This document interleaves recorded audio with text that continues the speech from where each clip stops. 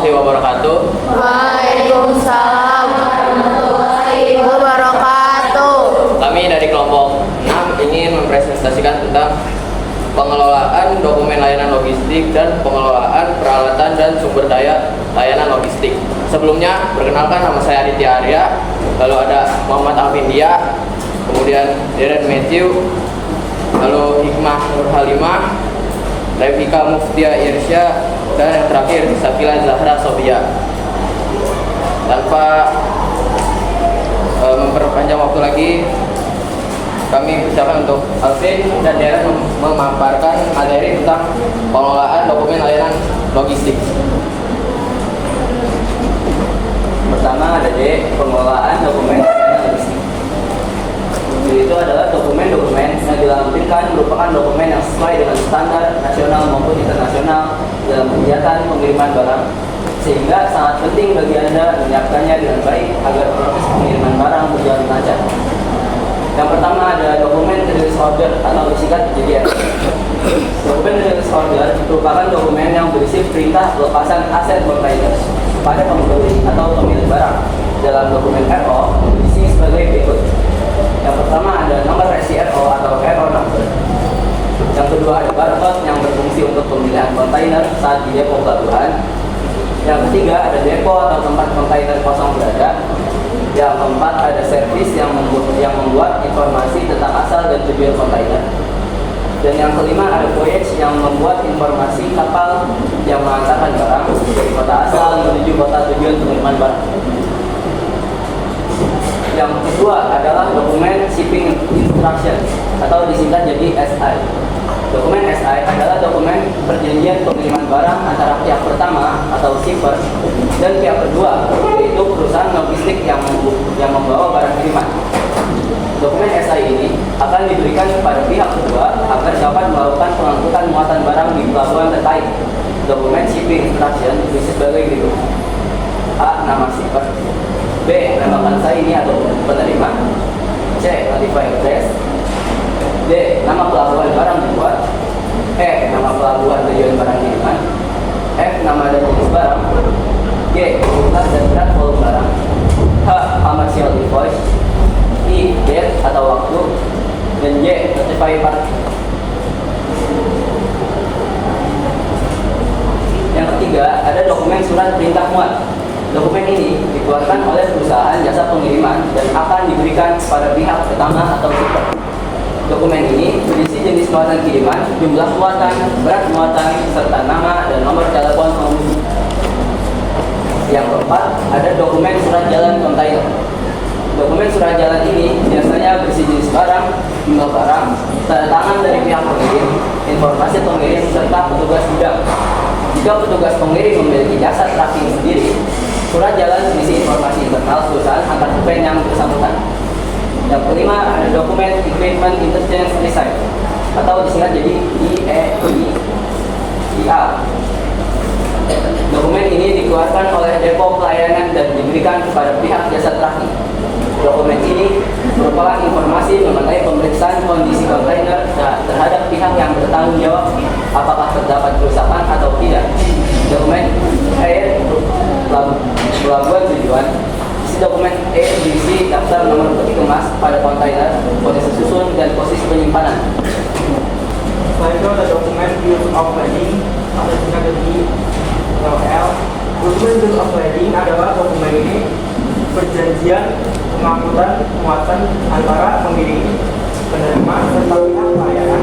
Dokumen ini berisi informasi lengkap mengenai nama pengirim, nama kapal, data muatan barang, pelabuhan, bongkar, rincian freight, cara pembayaran sama penerima, jumlah BOL original, dan tanda tangan. Dokumen Bill of Lading ini dapat digunakan sebagai tanda terima barang, dokumen kepemilikan untuk pengambilan barang di pelabuhan tujuan, serta sebagai kontrak perjanjian barang yang akan dikirim. Selanjutnya ada dokumen Delivery Order. Fungsi dokumen ini sebagai keterangan resmi terhadap pembelian barang dari pihak pengirim kepada pihak penerima. sebagai informasi yang membuat rincian barang dan sebagai tanda bukti bahwa penerima telah menerima barang melalui tanda tangan yang tercantum pada dokumen delivery order. Nah, itu ada invoice.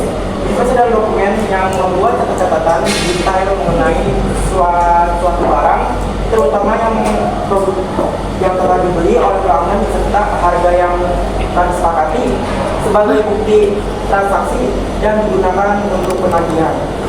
Maka invoice dibuat dalam rangka 1 lembar untuk membeli, 1 lembar untuk penjual, 1 lembar untuk arsip atau dokumen. Muhammad Idris menyebutkan ada 3 jenis invoice dalam transaksi perusahaan. Yaitu ada invoice biasa adalah invoice yang menjadi standar dalam berbagai macam transaksi dan komisi informasi penjualan. Setelah itu ada invoice konsuler adalah faktur yang biasa digunakan dalam transaksi perdagangan internasional. Setelah itu ada invoice pro forma adalah invoice yang dikirimkan secara bertahap. Yaitu ada pengelolaan peralatan dan sumber daya layanan logistik. Berikut berbagai peralatan dan sarana dalam pelayanan logistik. 1. Untuk jasa layanan pengiriman barang, tentu dibutuhkan jasa lain berupa jasa transportasi, baik laut, udara maupun darat. 2. Untuk jasa layanan daging dan moving, dalam pelayanannya dibutuhkan peralatan mulai dari timbangan, rutin, scanner, dan perlengkapannya seperti barcode, kayu, lakban, dan jelas dan standar. 3. Layanan warehouse, fasilitas yang dibutuhkan berupa gudang toko, peti kemas, dan depot untuk penempatan isi kemas, serta skenario untuk mendiakan kontainer. 4. Spesialis handling, merupakan jenis layanan pengiriman barang yang memiliki karakteristik khusus, misalnya kendaraan box dengan ketentuan suhu rendah untuk memenuhi kebutuhan barang seperti es krim, frozen food, atau barang lain yang membutuhkan penanganan khusus. 5 reseller yang komponen di bidang logistik serta sebagai penyelenggaraan layanan logistik tentu dituntut standar kerja pada supply chain manajemen atau SCM. Berikut penjelasan mengenai beberapa standar KWSI di bidang logistik. 1. Admin logistik atau logistik administratif. Pengertian admin logistik adalah seseorang atau sekelompok orang tim yang tanggung jawab dalam melakukan proses pengelolaan dan pencatatan yang bersifat administratif, menetapkan barang strategis terkait proses logistik. Tanggung jawab admin logistik meliputi berbagai bentuk. 1. Mengambil data penerimaan barang atau PNN ke dalam sistem ERP. 2. Melakukan tugas administratif termasuk pendistribusian dokumen atau konveksion atau printing. 3. Komunikasi laporan tidak sesuai dan inspirasi ketutupan dari perbedaan produk. 4. Memperbarui dan mengomunikasi laporan bulanan terkait logistik. 5. Memelihara dan membarui catatan persediaan dan lokasi barang. 6. Membantu menjawab panggilan masuk dan penghasilan besar. 7. Tugas logistik terkait lainnya yang ditugaskan.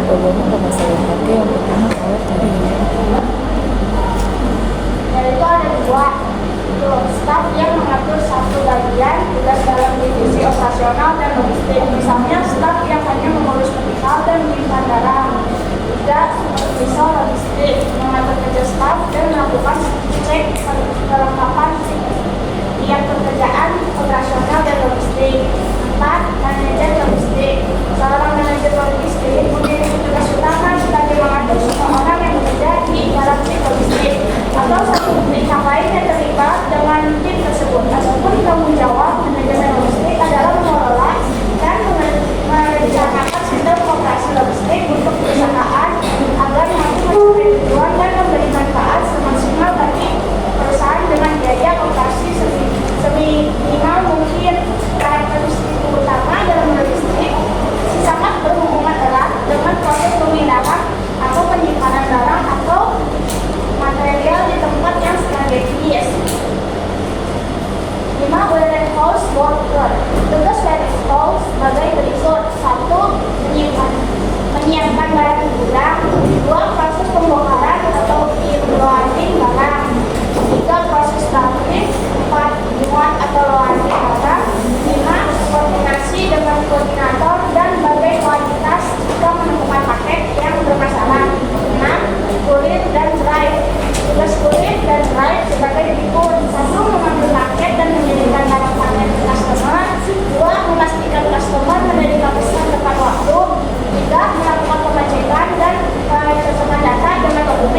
disediakan terhadap pakai dan diambil.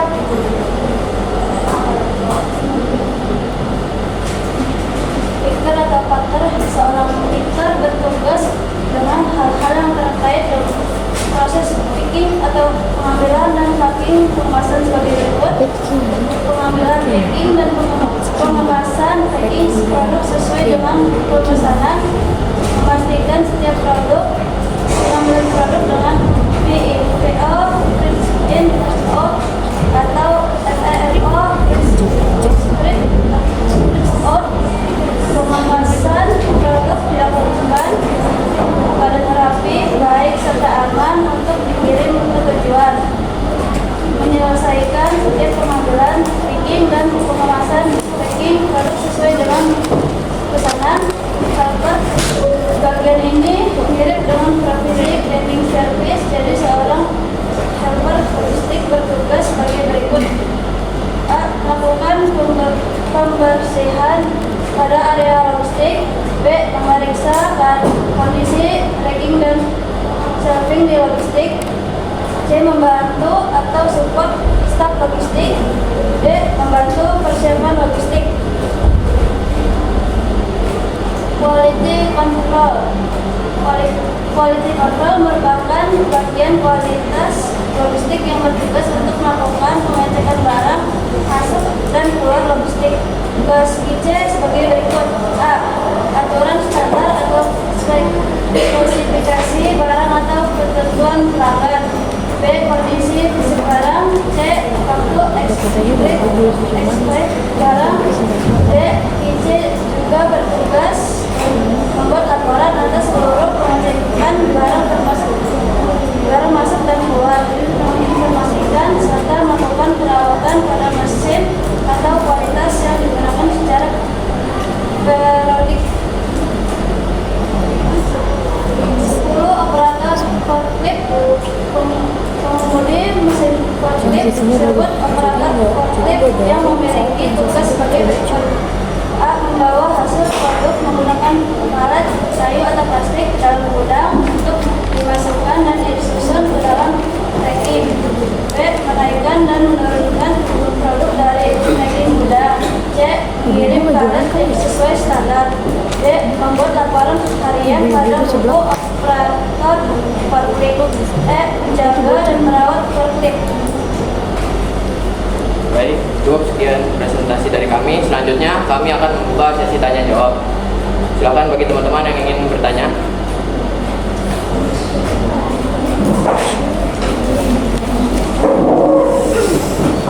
Assalamualaikum warahmatullahi wabarakatuh. Waalaikumsalam warahmatullahi wabarakatuh. Saya Firdausaya dari kelompok 1 ingin menanyakan apa dampak yang akan terjadi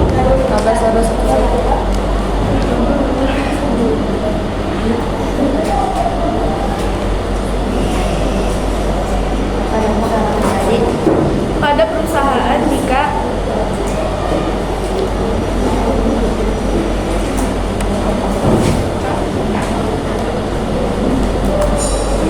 seorang manajer logistik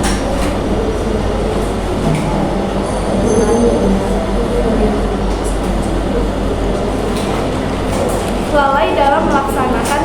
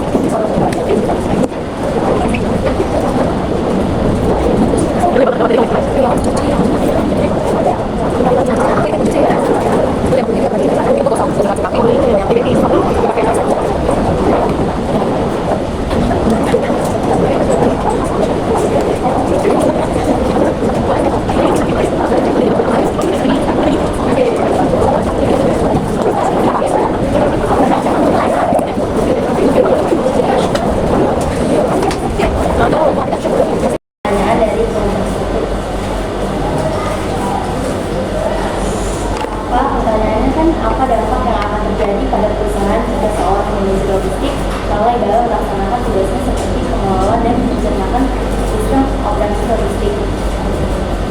Jawabannya, perusahaan tersebut akan mendapat teguran dan diminta pertanggungjawaban oleh pihak terkait dan bahkan bisa merusak citra perusahaan tersebut.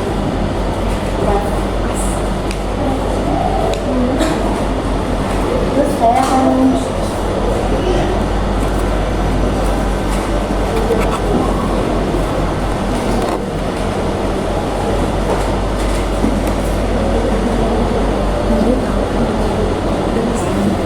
Ini panas, ini dingin. Saya akan menjawab dari pertanyaan nomor 4. Bagaimana jika pembeli tidak menerima invoice setelah membeli barang? Jawabannya adalah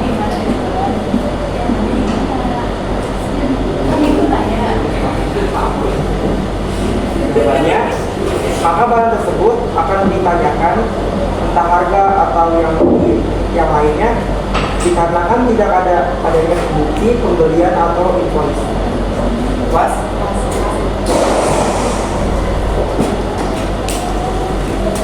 Baiklah, saya akan menjawab pertanyaan dari kelompok 2, yaitu biasanya invoice performa digunakan untuk transaksi apa? Jadi jawabannya itu adalah biasanya invoice performa biasa digunakan pada transaksi kontrak atau transaksi barang yang memiliki waktu jangka panjang yang dikirimkan secara bertahap. Contohnya misal suatu perusahaan kita membeli baju, cuman bajunya itu ada waktu-waktunya tertentu aja gitu, tapi bertahap jangka panjang. Puas.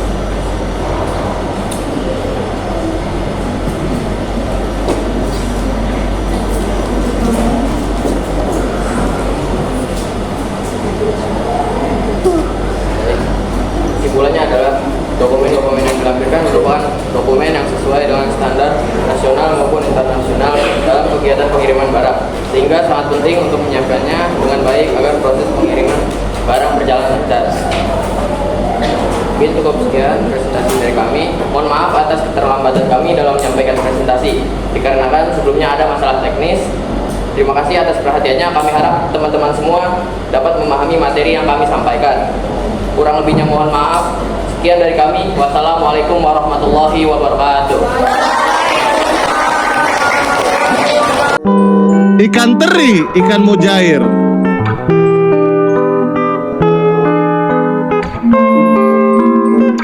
Ikan pari, baunya menyengat.